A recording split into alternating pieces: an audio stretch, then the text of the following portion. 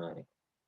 Ya, di saluran transmisi ini sebenarnya banyak yang akan dibahas ya, terkait induktansi dan sebagainya, namun hanya saya ambil poin-poin tertentu saja, yang mewakili. Jadi, kita, ingin fokusnya di ini ya, nanti di bab selanjutnya yaitu di aliran daya. Nah, itu kita lebih concern ke sana. Jadi ini untuk tambahan saja ya.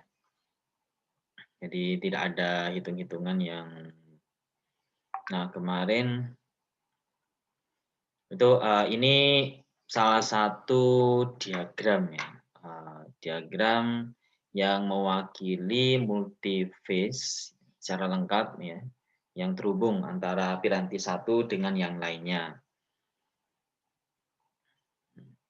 Ini kemarin sempat tak singgung juga netral dan ground itu apa ya. Jadi harus sudah tahu ground sama netral itu apa. Monggo yang ada di rumah atau di lab atau siapapun bisa cek ya terminal. Kalau terminal dari luar kelihatan ada tembaga, misalnya putih ya. Nah itu salah satu apa itu? Itu salah satu dari grounded ya. Nah, untuk mengurangi efek dari kelebihan daya atau, daya yang tidak diinginkan. Nah, di sini, contohnya di ini ada piranti generator, ada trafo, kalau dari ini, biasanya step up ya, kalau transmisi. Terus ada ini circuit breaker, jadi untuk, safety ya. Biasanya kalau lebih dari sekian batasnya dia akan break ya, dia akan break, akan memotong saluran ya, jika jadi, mempertahankan di under limit ya, di limit yang sudah ditentukan. Eee, terus ada beban ya, dia ada jadi ini di bus station, ini bus itu merupakan penghubung ya antara piranti satu dengan yang lainnya. Ini bus satu ini penghubung antara generator dengan trafo, bus 3 penghubung antara trafo dengan beban, dan bus 2 ini julukannya kita bus ya garis ini ya. Bus, yang tulisnya memang bus ya bukan bis ya, namun bus itu titik penghubung, ya ini 2 ini, atau titik analisa ya. Jadi, dia itu titik analisa yang penghubung antara piranti satu dengan yang lainnya. Yang bus 2 ini penghubung antara circuit breaker dan trafo. Bus 4 antara circuit breaker dan saluran transmisi, terus di ujung saluran transmisi ada bus 5, yaitu penghubung antara saluran transmisi dengan trafo. Ini biasanya step down ya. Step down ini untuk, model pembebanan 3 fase yaitu Y atau delta ya, di mana Y ditanahkan melalui impedansi ya. Untuk yang grounded-nya langsung, ke tanah grounded, dia terhubung dengan distribusi biasanya, distribution ya, network ya, jaringan distribusi, ke bus 6 itu penghubung antara trafo dengan beban. Biasanya titik-titik ini bus 1, 2, 3, 4, 5, 6 itu yang akan dianalisa ya.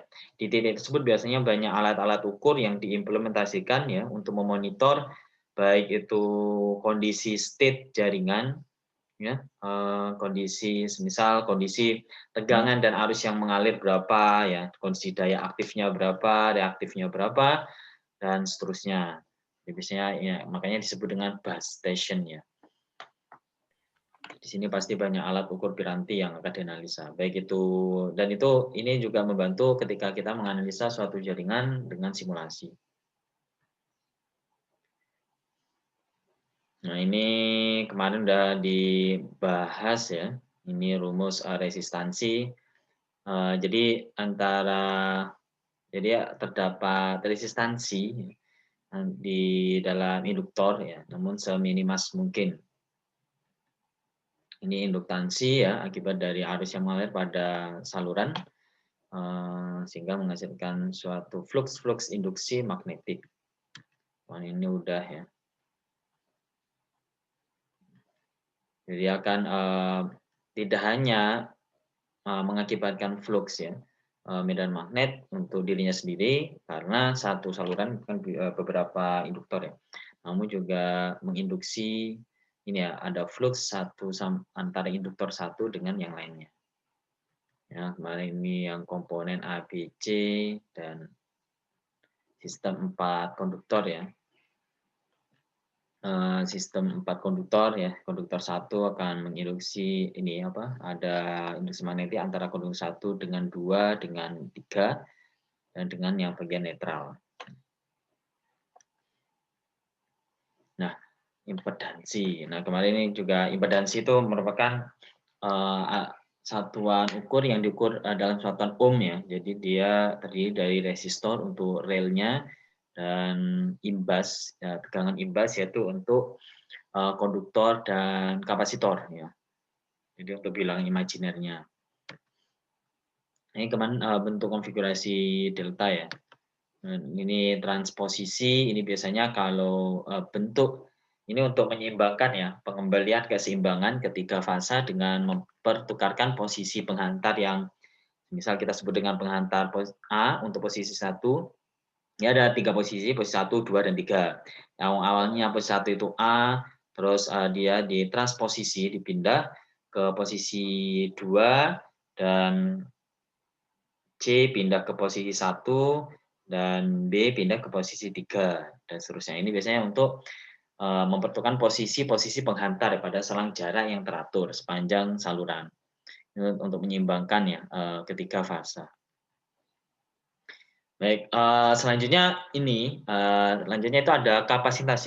Tidak hanya efek dari induktansi ya, namun ada namanya kapasitansi, yaitu suatu saluran transmisi adalah akibat beda potensial, ya, typo harusnya L, antara penghantar maupun penghantar dengan tanah. Jadi antara penghantar satu dengan yang lainnya maupun penghantar satu dengan tanah, ya, dengan ground.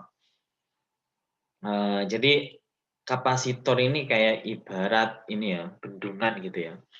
Ya, dia yang memfilter, makanya kapasitor biasanya sering digunakan dalam aplikasi di keteknikan listrikan itu sebagai filter ya, untuk mengurangi atau minimize dari noise yang tidak diinginkan atau daya-daya yang tidak diinginkan.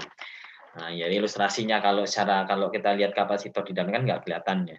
Listriknya itu kalau pengen tahu bekerja seperti apa ya, seperti bendungan ya, dia membendung dan menyimpan suatu beda potensial ya.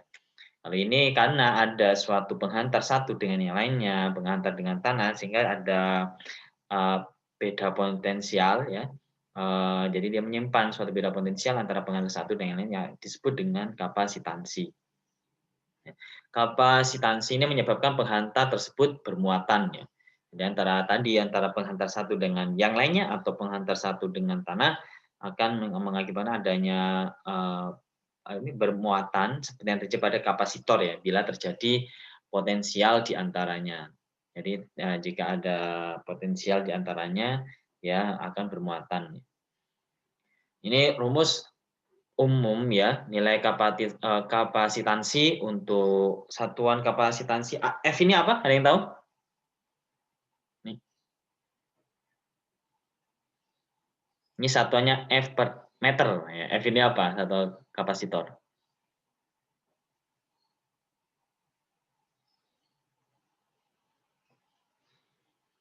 Halo? Ya.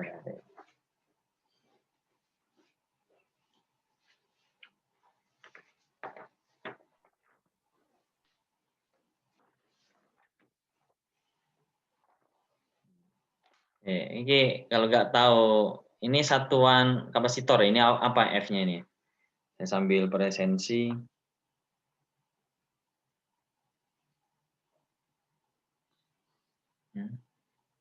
Diva I. Dan Setiawan Ahmad Burhanuddin.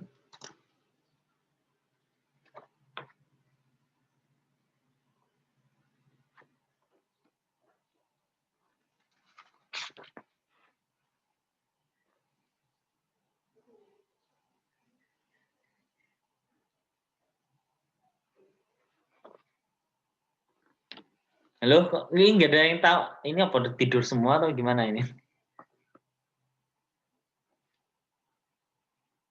Enggak.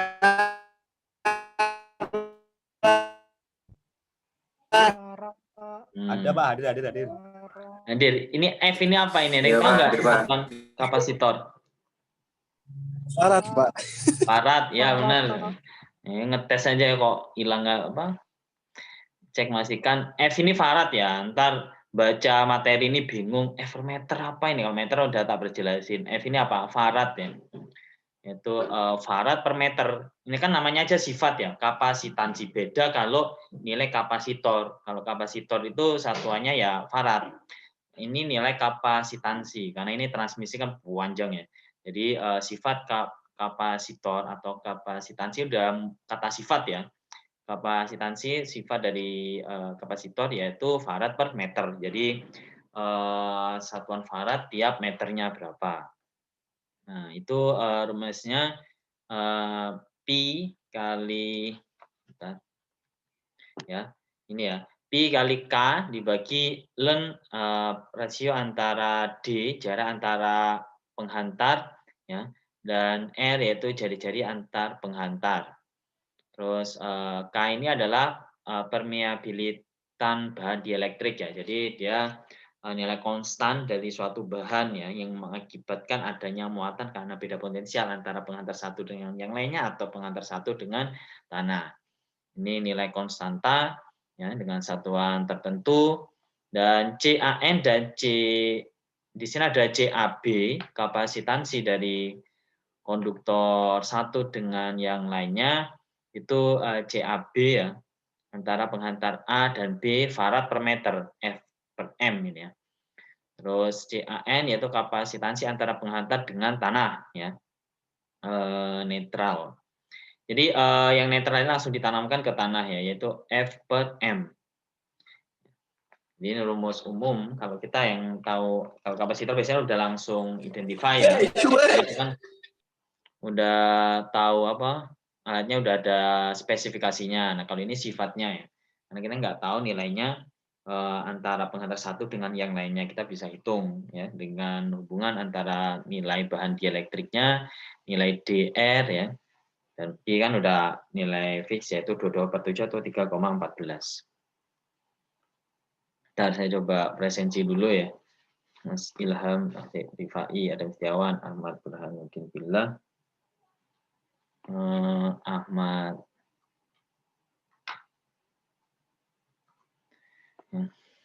Ahmad Sahal,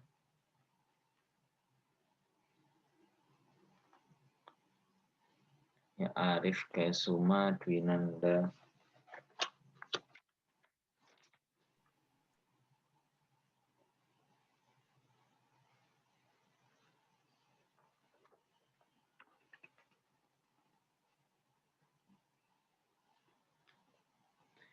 Eber, Hamdu,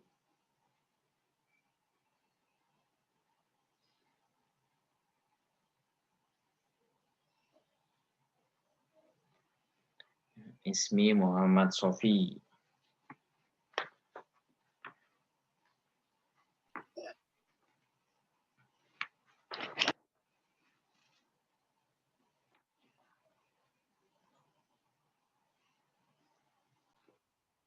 Ya, lanjut karakteristik penyaluran daya ya. Jadi ada saluran transmisi jarak pendek, jarak menengah, sama jarak panjang ya.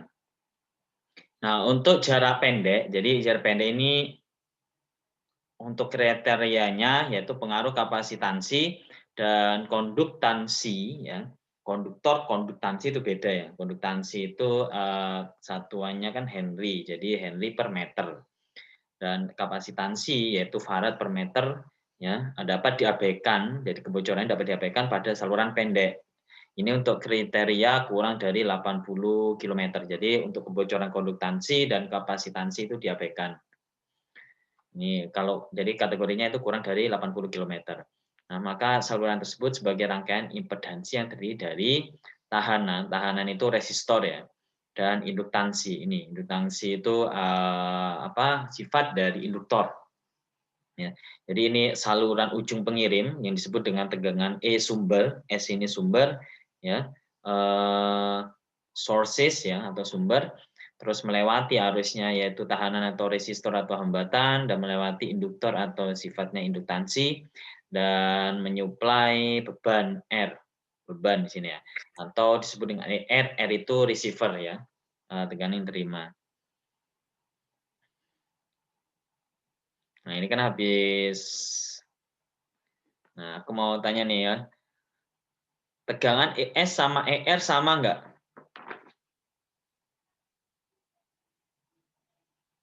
Nah, ada yang bisa kasih poin plus. Tegangan sources sama tegangan di receiver atau beban, kira-kira sama enggak? Tidak. Tidak ya? Siapa ini? Mbak Nisa? Iya. Ya. Kenapa Mbak Nis? Karena tegangan dari source sudah terserap di R sama di X. Ya, ya bagus. Mbak Nisa. Ya. Nah, jadi kemarin kan kalau ini berkah dari praktikum rangkaian listrik kemarin ya. Jadi ini ibarat kayak rangkaian satu loop ya. Jadi ini saya nyinggung rangkaian listrik juga. Jadi ini ibarat satu loop gini ya. Ini netral. Nah, jadi ini tegangan sumber ya. Itu emang kita menyuplai ya, pinginnya kita menyuplai sekian tegangan itu juga mereka kita ngirim 1000 terimanya 1000. Pada hakikatnya dan kenyataannya nggak seperti itu karena di saluran ini ada namanya resistor dan induktor atau impedansi ya. Jadi resistor ini yang akan ngedrop ya, drop voltage ya. Jadi akan ngedrop voltage sekian volt ya. Semakin tinggi tegangannya akan semakin tinggi drop voltage-nya, maka tegangan yang diterima oleh beban semakin kecil ya. Jadi tegangan sumber itu sama dengan tegangan di resistor ya. Tegangan di ini resistor dan impedansi ditambah tegangan di beban. Makanya dia tidak sama ya. Jangan karena ini kayak seakan-akan paralel ya. Kecuali kalau Pak semisal paralel ini akan paralel kalau antara ES dan R ini enggak ada X dan R. Jadi asumsi dia short ya. Short itu langsung enggak ada resistor dan kawan-kawannya jadi langsung menghantar secara langsung ya. Makanya itu sama ya. Karena ini ada resistor dan kawan-kawannya sehingga ada drop voltage di sini. Jadi ini enggak sama ya. Ini hukum Kirchhoff yang pertama ya. Oke. Jadi asumsi tidak ada admitansi saluran. Apa itu admitansi saluran? Akan saya bahas selanjutnya. Jadi arus di sumber IS ya itu sama dengan arus di R. Jadi arus ini ya IS-nya itu IS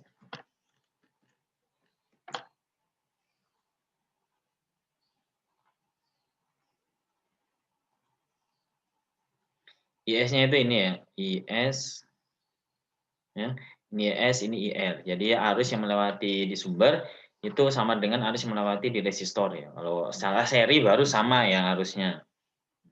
Kalau secara paralel yang sama itu adalah tegangannya ya. Nah, berdasarkan hukum Kirchhoff ya, terhadap hubungan untuk tegangan ya. Jadi V sumber ya, jadi sumber tegangan itu sama dengan ini tadi ya, yaitu VR plus ZI ya. Jadi tegangan di sumber ya. Kalau ini kita asumsikan ya.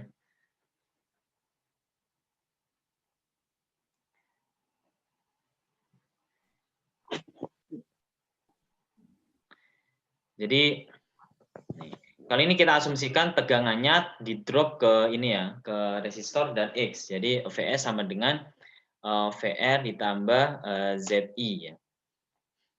Yaitu di mana Zi. Nah, VR ini tegangan di ini ya, di receiver ya. Ya. Ini di sini VR. Nah.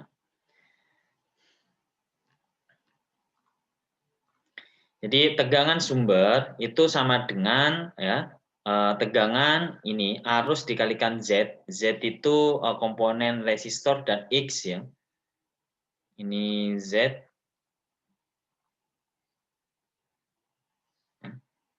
Ini Z ya. Jadi VR yaitu tegangan arus, tegangan sumber itu sama dengan tegangan yang melewati resistor dan induktor ditambah tegangan beban atau receiver yang penerima. Ya. Jadi ini disuplai ke Z dan disuplai ke beban. Ya. VR plus ZI, di mana ZI I-nya arus, Z-nya itu adalah komponen resistor ditambah J kali XL. Nah, biasanya kan SL min SC. Karena ini hanya komponen induktor, jadi kita sebut dengan SL. Ya. Maka kita bisa menghitung tegangan di receiver, yaitu VR, jadi ini. Jadi tinggal RI plus JXLI, itu pindah ke kiri. Ya.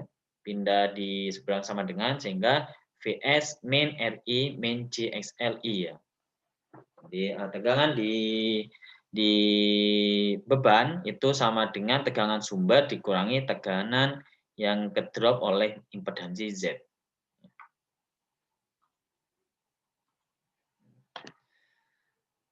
Nah, tadi maka impedansi Z dan admitansi Y dinyatakan sebagai berikut ya. Z itu tadi komponennya ada resistor dan plus Jx ya. Dan Y adalah G plus JB. Y itu apa? Y itu admitansi. Ini merupakan kebalikan dari impedansi ya, diukur dalam Siemens atau S. Admitansi Y adalah rasio arus fasor terhadap tegangan fasor ya. Jadi ini bukan satu ya, sorry.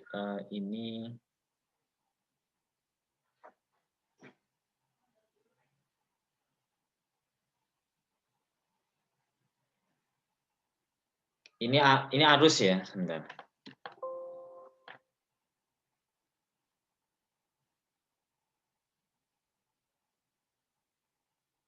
Ini seper Z, ini I.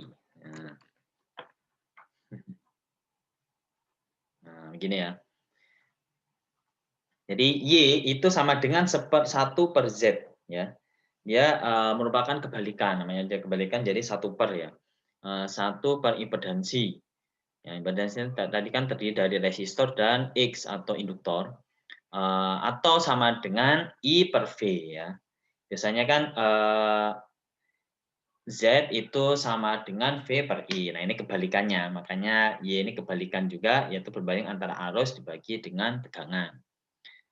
Admitansi. Ini biasanya untuk analisa ya, untuk secara jaringan network, untuk jarak menengah dan panjang. Nah, admitansi tadi, ini ya, Y sama dengan seper Z, seper V. Nah, kita notasikan seperti ini ya, yaitu G plus JB ya. Kita notasikan seperti ini, Y-nya di mana 1 per Z ini I ya, bukan 1.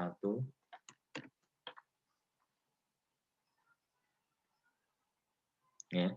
Jadi tadi kan ini Y-nya itu dinotasikan dengan G plus JB sama dengan 1 per Z, di mana Z-nya itu notasinya yaitu R plus JX ya. Nah, G plus JB tetap. Nah, R plus kalau ada komponen ini ya, kita review ulang komponen imajiner di penyebut ya, itu maka kita harus sederhanakan apa yang disebut dengan normalisasi ya. Jadi ini belum sederhana, makanya dikalikan dengan negasinya ya, lawannya ya, yaitu kalau ini plus jadi dikalikan minus. Ini kan sama aja dikalikan 1 ya. Jadi normalisasinya yaitu kalikan 1, satunya lawan dari penyebutnya, ya. Yaitu ini awalnya plus jadi min, kalau ini min plus ya. Kenapa? Agar ini apa rumus dasar kemarin udah dibahas ya, yaitu A plus B dikali A min B itu sama dengan A kuadrat min B kuadrat, agar J-nya itu dikuadratin gitu ya. J-nya dari kuadrat. Jadi agar ini menjadi R kuadrat min JX kuadrat, masing-masing dikuadratin. Nah, ini kan rumus A plus B dikalikan A min B gitu ya, yaitu sama dengan A kuadrat min B kuadrat. Ya, rumus ini A plus B, jadi tujuannya kenapa kok dikalikan lawannya ya, agar seperti ini, agar J-nya itu yang di penyebut hilang ya. A min B ya, sama dengan A kuadrat min B kuadrat. Nah, ini kan diimajinasikan dari komponen B. Makanya biar J kuadrat itu sama dengan min 1, karena J akar min 1. Akar min 1 dikuadratin ya min 1. Ya, makanya ini dikalikan R min JX ya. Jadi ntar yang penyebut ini hasilnya yaitu R kuadrat min JX kuadrat. J kuadrat kan min 1 ya. Min 1 ketemu minus yaitu plus. Plus X kuadrat. Jadi tinggal di atas R min JX. Nah ini udah benar sederhana. Terus diuraikan ya. Ini penguraiannya itu seperti ini ilustrasinya. Ya. Saya tulis misal A plus B ya dibagi C itu kan kalau diuraikan bentuk pecahan kan A per C ya. Kalau diuraikan itu A per C ya ditambah B per C begini ya. Sama juga uraian ini yaitu ada A-nya ini R, C-nya itu min CX, jadi kalau diuraikan yaitu R ya per R kuadrat plus E kuadrat dikurangi JX per R kuadrat plus X kuadrat ya. Jadi ada dua komponen nanti ya, yang komponen B, yang komponen B itu ini min X per R kuadrat plus E kuadrat, komponen G R per R kuadrat plus X kuadrat. Makanya kita bisa analisa dari sini ya. Gini kan komponen real ya. Realnya itu di mana sifatnya resistif ya, resistansi ya. Jika resistornya paling tinggi dibandingkan induktor ya. Bayangin kalau X-nya nggak ada, mendekati 0 atau kita 0, jadi kan ntar tinggal 1 per R. Jadi G-nya 1 per R. Jadi dia kalau X-nya 0 ya, X-nya 0, kalau komponen ini nggak bisa, jadi ini harus lebih dominan ke induktansi ya. Jadi kalau ini yang mungkin adalah R-nya ketika 0, kalau X-nya 0, ya hasilnya malah 0 ya. 0 bagi 0 malah tak terdefinisi, jadi nggak mungkin ini ketika hasilnya itu sifatnya resistif atau resistansi. Resistansi hanya terjadi di komponen real ini ya, yaitu ketika X-nya mendekati 0 atau sama dengan 0, sehingga R per R kuadrat yaitu sama dengan 1 per R. Ya. Nah, kan kebalikannya ya 1 per R. Ya. Begitu ini sama juga ketika R-nya kosong, ini X-nya kecoret tinggal 1 per X. Ya. Jadi ya itu.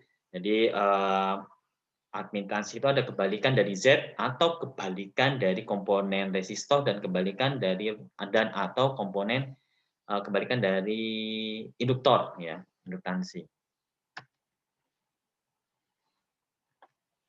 Baik, nah itu jarak pendek tadi ya. Selanjutnya itu jarak menengah. Bagaimana itu jarak menengah? Nah, saluran transmisi jarak menengah ya dapat dianggap sebagai rangkaian T seperti ini ya, atau rangkaian Pi. Rangkaian Pi itu ini ya. Jadi bentuknya kayak Pi gitu ya. Jadi di tengah-tengah kalau T ini ada kapasitornya, ambil di tengah-tengah ya. Pi ini analogikanya ya ini seperti Pi kan ya bentuknya. Nah, jadi ada dua kapasitor kanan dan kiri. Kalau ini kan kapasitornya di tengah. Y ini kan kapasitor. Nah, ini kayak dibagi. Tadi kan yang awalnya satu rangkaian Z gini itu dibagi dua. Ya, diambil di tengah sehingga nilai impedansinya setengah. Ya, setengah dari impedansi, ini juga setengah dari impedansi yang sama. Kalau impedansinya tetap, jadi diambil tengah-tengahnya ya kapasitornya. Kalau ini jarak menengah, Itu tipe yang kedua yaitu tipe P, di mana kapasitornya itu yang dibagi dua, ya. Jadi ada di ujung pengirim dan ada di ujung penerima, ya, yaitu Y/2, ini Y/2. Ini kriteria untuk jarak 80 sampai 250 km ya. Jadi kalau kita udah bisa mengetahui untuk transmisi jarak jauh itu di atas 250 km. Itu kategori jarak jauh. Nah, di sini kapasitansi saluran sudah mulai diperhitungkan ya. Hal yang sebelumnya kan bisa diabaikan. Nah, untuk tipe B, 2 kapasitor yaitu dengan ukuran masing-masing separuhnya di kedua ujung salurannya. Jadi awalnya satu kapasitor terbagi menjadi 2 dengan ukuran separuhnya. Nah, kita coba analis yang rangkaian T ya. Jadi ini ilustrasi gambarnya ya. Sorry. Jadi ini ada tegangan sumber mengalir arus IS melewati impedansi setengah impedansi yang pertama ya, terus bercabang ya, melewati kapasitor sama melewati ini impedansi yang kedua, terus melewati beban. Jadi ini ilustrasinya ya. Jadi ada VS ya, ada VP tegangan di ini di kapasitor. Nah, ini VR ya, jadi ini arus IS dan ini arus IR ya. Nah, kalau analisa dengan hukum Kirchhoff ya, VS V sumber itu didistribusikan ke VR ini ya, ke beban ya, ditambah IR arus yang mengalir melewati ini impedansi yang kedua ya, ditambah IS ya, itu melewati Z/2.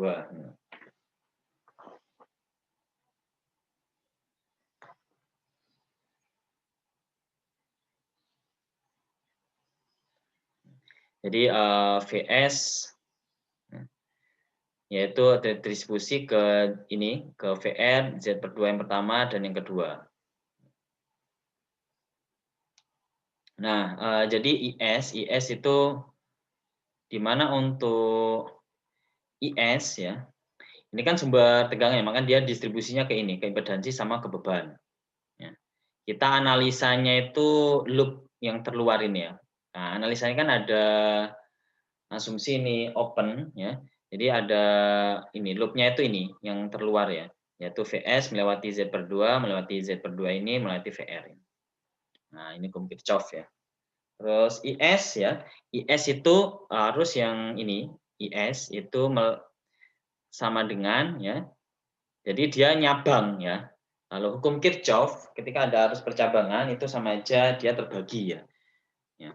Jadi arus yang IS ini akan terbelah ke IR dan IP ya. IP di sini. Jadi IS sama dengan arus IR ditambah arus ini. Ya, di mana ini kan Y ini nah ini Pak kok kapasitor kok ininya Y ya. Nilai kapasitansinya kok Y. Nah, ini udah nilainya seper ya. Makanya tadi rumusnya kan rumus arusnya sama dengan VP ya, tegangan di ini P dikalikan Y. Ya, biasanya arus itu kan sama dengan ini ya. Yang admitansi ini udah admitansi ya. Nah, ini kan Y sama dengan I/V. Sehingga I sama dengan Y kali V. Nah, kalau impedansi pada umumnya itu arus sama dengan V dibagi R. Ya. Kalau ini beda lagi.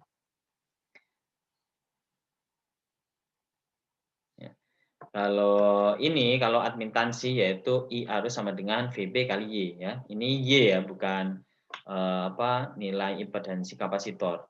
Jadi ini udah seper Z dari kapasitor ini. Setelah itu disubstitusi, ini kan IR tetap ya, VP-nya disubstitusi di mana VP adalah jadi tegangan di P ini ya itu sama dengan secara paralel ya. Jadi ini tegangan di VP di kapasitor ini paralel dengan ini gabungan tegangan antara VR dengan IR kali Z/2. Ya, ini kan kayak dianalogikan sebagai paralel ya. Makanya tegangan di VP ini ibarat kayak sumber baru bagi rangkaian ini. Ini kalau ambil praktikum rangkaian listrik kemarin yang saya diskusikan itu harusnya udah paham ya. Jadi ini kan VP kan paralel dengan ini ya. Gabungan antara IR kali Z/2 ditambah VR. Jadi total tegangan VR dengan tegangan di sini itu paralel dengan tegangan di sini. Sehingga total tegangan ini itu sama dengan VP ya. Makanya VP sama dengan VR tegangan di beban ditambah IR kali Z/2 dikalikan Y ya. Terus jadi ini IS ya ini sama-sama dikalikan ya. Untuk komponen IR ini jadikan satu. Jadi IR ditambah IR Z/2 kali Y ya. Sehingga ketemunya ini. Terus VR kali Y itu ini. IS rumusnya ini. Ini saya sengaja biar tahu analisanya ya. Bisa aja ntar ujian keluar nggak menghitung nilainya, namun menganalisa rangkaian loop-nya ya. Bisa. Ada yang ingin tanyakan dari sini?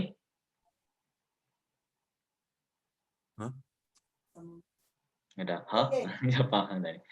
Halo, Dek. Ada yang tanyakan atau udah cukup jelas? Jadi kita review rangkaian listrik ya.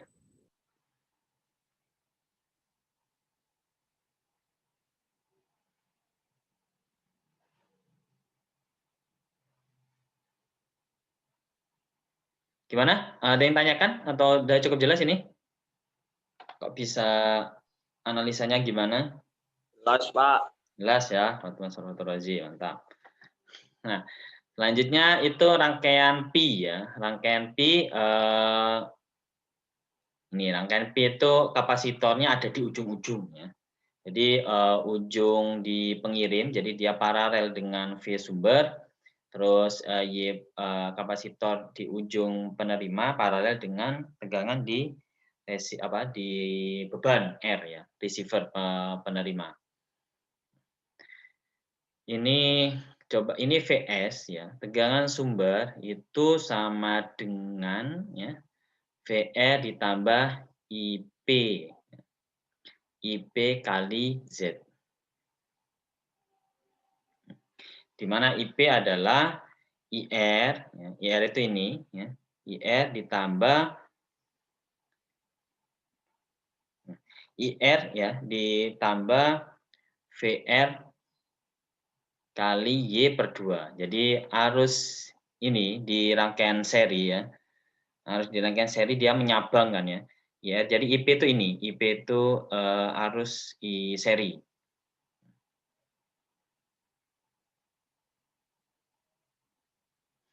Jadi ini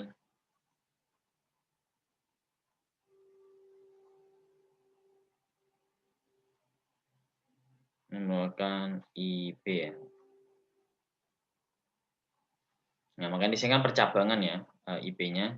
Nah, jadi sumber tegangan ini mendistribusikan ya tegangan di ini apa di VR sama. Jadi loop-nya yang terluar ya sama ya.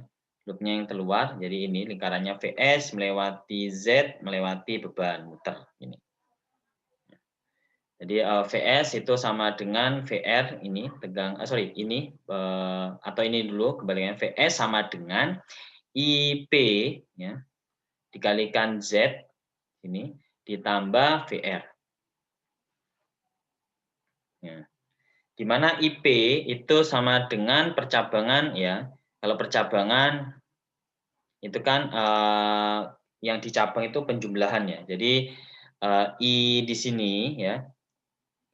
IP di sini itu sama dengan IR ditambah IC2 ya, di mana IC2 adalah VR kali Y/2. Nah, gitu. Jadi biar tahu ya cara menganalisa jarak menengah sama yang untuk tipe bedanya yang tipe T sama Pi. Ya, analisanya udah berbeda lagi. Oke, itu. Jadi konsepnya tadi looping, hukum Kirchhoff untuk arus ya di percabangan itu merupakan penjumlahan arus di setiap cabangnya tadi. Ini percabangan 2 cabang ya.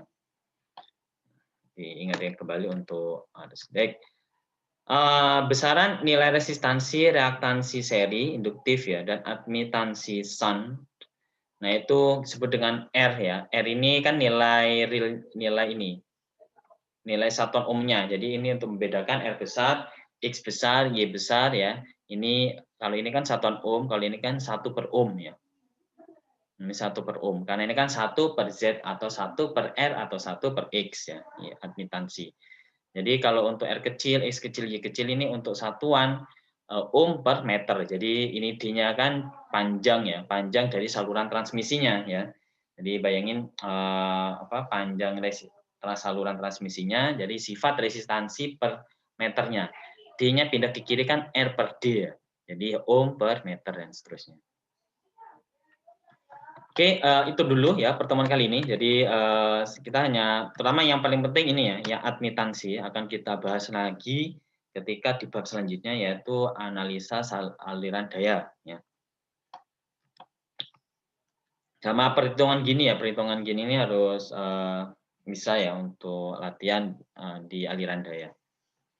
Oke, ada yang ingin tanyakan? Baik. Kita tutup dengan doa kafaratul majelis ya, dan salat wasri dan salawat 3 kali. Berdoa dimulai. Bismillahirrahmanirrahim. Subhanakallahumma wa bihamdika asyhadu an la ilaha illa anta astaghfiruka wa atubu ilaik.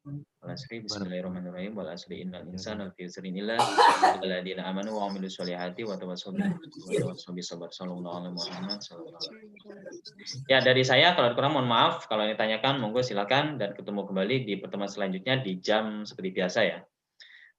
Terima kasih. Wassalamualaikum warahmatullahi wabarakatuh. Waalaikumsalam.